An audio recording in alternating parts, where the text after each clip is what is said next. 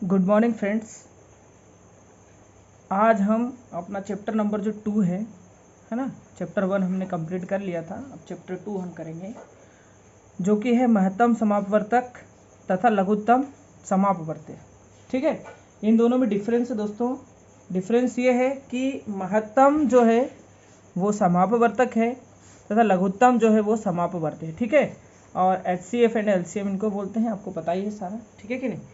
अब मैं आपको एक बात बता दूं कि हमारा जो लास्ट नंबर सिस्टम के जो वीडियोस थे वो यूट्यूब पर तो अपलोड हुए हैं, लेकिन किन्हीं टेक्निकल कारणों से इंस्टाग्राम पर अपलोड नहीं हो पाया है। ठीक है, तो फर्स्ट कमेंट में मैंने उसका लिंक दे दिया है, आप कंप्लीट वीडियो देख लेना, बिकॉज कि वो रील्स के फॉर्म में ही डल पाया है और कंप्लीट वीडियो उसका इंस्टाग्राम पर नहीं अपलोड हो पाया। और अगर आपने इंस्टाग्राम पर हमें फॉलो कर रखा है तो बहुत अच्छी बात है, आप यूट्यूब पे हमारे चैनल को भी सब्सक्राइब कर लेना ताकि आपको सारे वीडियोस मिलते रहें।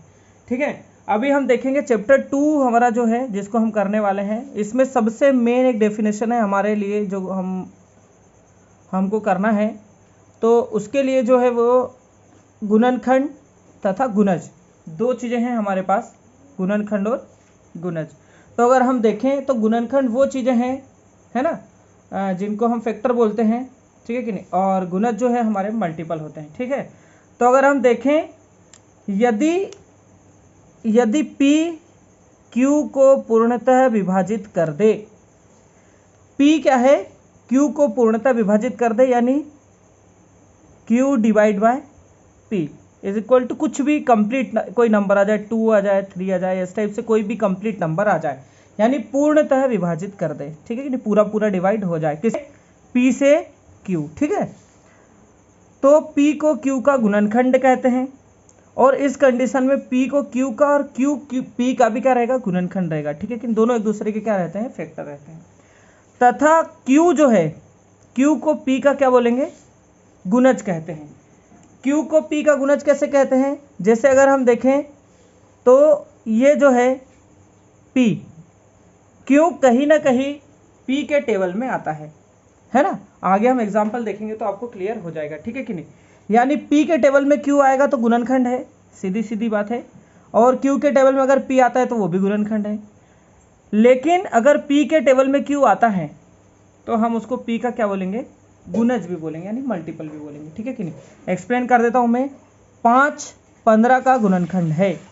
अगर हम देखें तो 5 जो है वो कहीं ना कहीं किस में आता है, 15 में आता है, यानी 5 से 15 पूरा पूरा क्या हो जाएगा, डिवाइड हो जाएगा।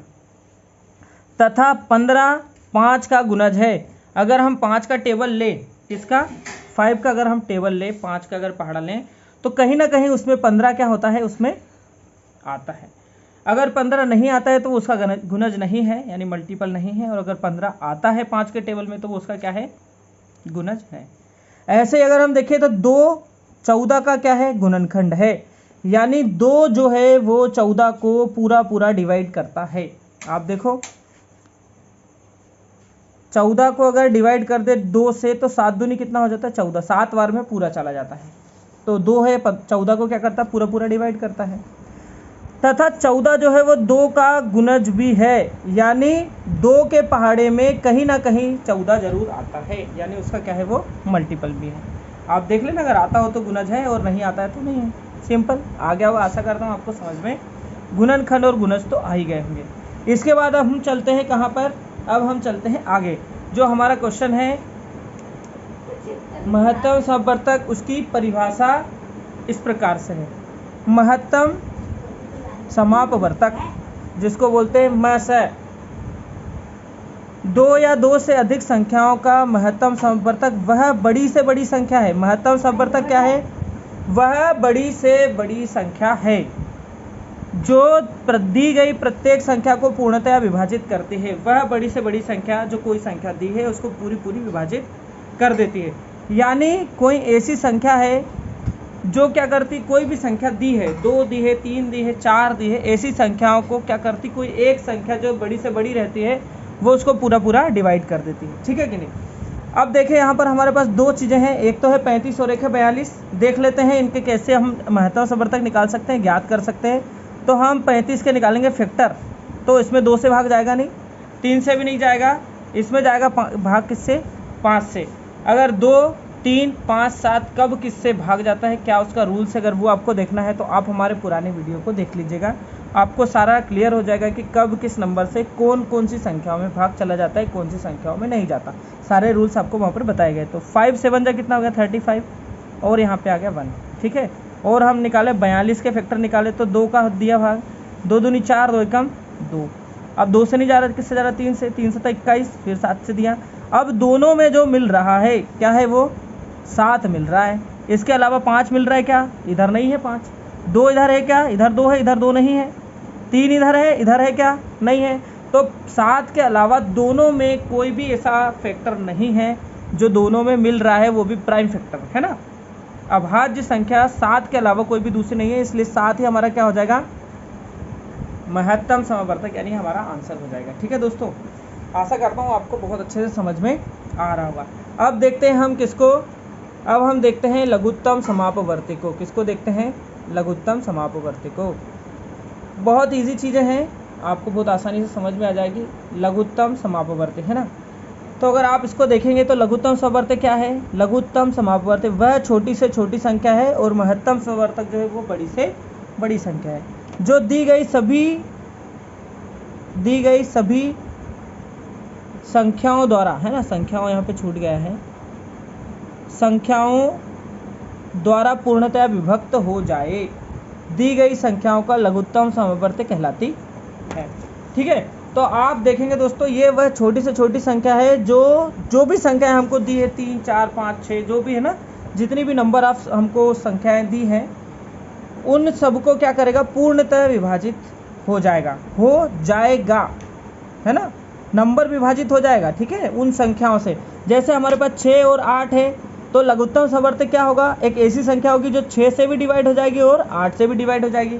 तो जब भी हम लघुत्तम समवर्तक निकालते हैं, इसमें हम दोनों का लेते हैं एक साथ डिवाइड लेते हैं, क्या करते हैं, दोनों का एक साथ हम करते हैं क्या, फैक्टर निकालते हैं ना।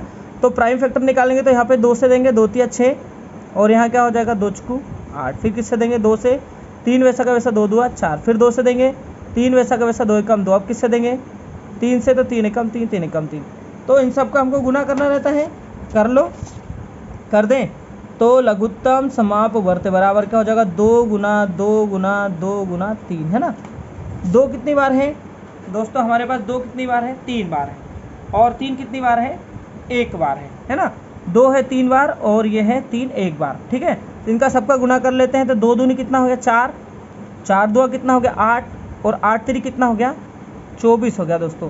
तो 24 जो हो गया वो हमारा क्या आ गया, आंसर आ गया, क्या आ गया, हमारा आंसर हो गया है। ठीक है, ऐसे ही हमारे पास 2 छोटे छोटे और फार्मूले और रूल्स हैं, जिनकी अगर हम डेफिनेशन देख लें, जिनको हम फार्मूले अगर याद कर ले, तो हमारी चीज़ें क्या हो सकती है, बहुत अच्छे से और सॉल्व हो सकते हैं ना।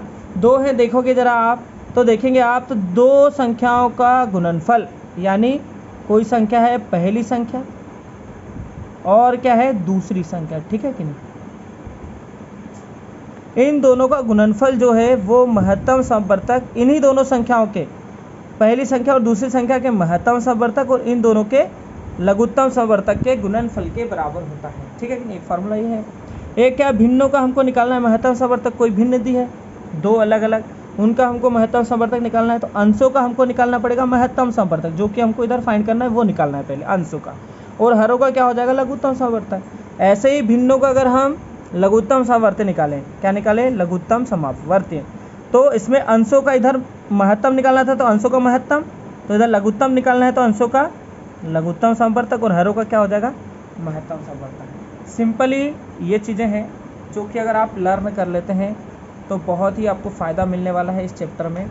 और आपसे निवेदन है कि जो भी आपको डेफिनेशन लिखाई जा रही है, इसको बढ़िया से याद कर ले, अपनी कॉपी में नोट्स बना ले, ताकि ये आपको क्या है, आगे भी काम आती रहे। इसके बाद हम क्या करेंगे, प्रैक्टिस करेंगे क्वेश्चन की, जो भी डेफिनेशन इंपॉर्टेंट थी इस चैप्टर की, वो हमने आपको राइट करवा दी हैं। इसके अलावा इसका बेसिक कुछ भी नहीं है।